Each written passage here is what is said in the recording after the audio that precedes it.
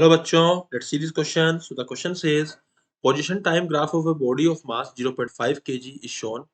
Time interval between the two consecutive impulses and the magnitude of that impulse is what? So this is the graph given here, x and t, 5 second, 10 second, 15 second, 20 second, 25 seconds. So we need to find the, first of all, we need to write the key concept that will be used in this question. So what is the key concept that will be used in this question? So key concept is what? The momentum impulse is what? Impulse is what? Change in momentum. Okay. So basically मेरा impulse जो है वो change in momentum आता है.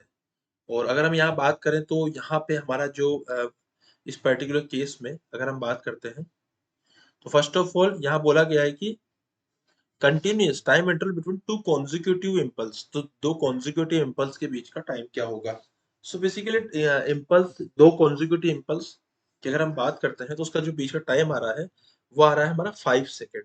Okay, तो 5 second आ रहा है हमारा time between the, using the graph we can say that time interval आ रहा है हमारा 5 second between two consecutive impulse.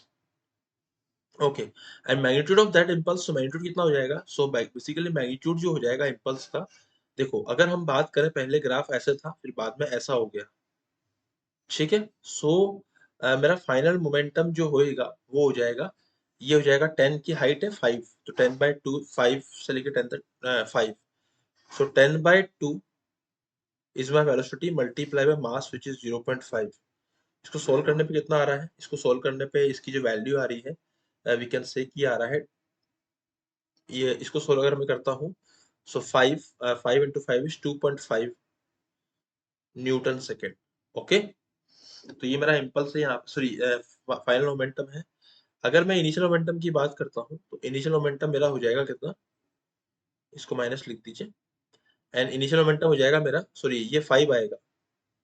Okay, 2 multiply by ये हो जाएगा मेरा 0.5, तो इसको मैं लिख सकता हूँ 1 सेकेंड. इसको हम लोग यहाँ पे थोड़ा सा इरेज कर दूं इसको मैं, और दोबारा से मैं लिख देता हूँ यहाँ पे 0.5 को लिख सकता हूँ 1/2, एंड ये कैंसिल आउट हो जाएगा तो इसकी वैल्यू बचेगी -1.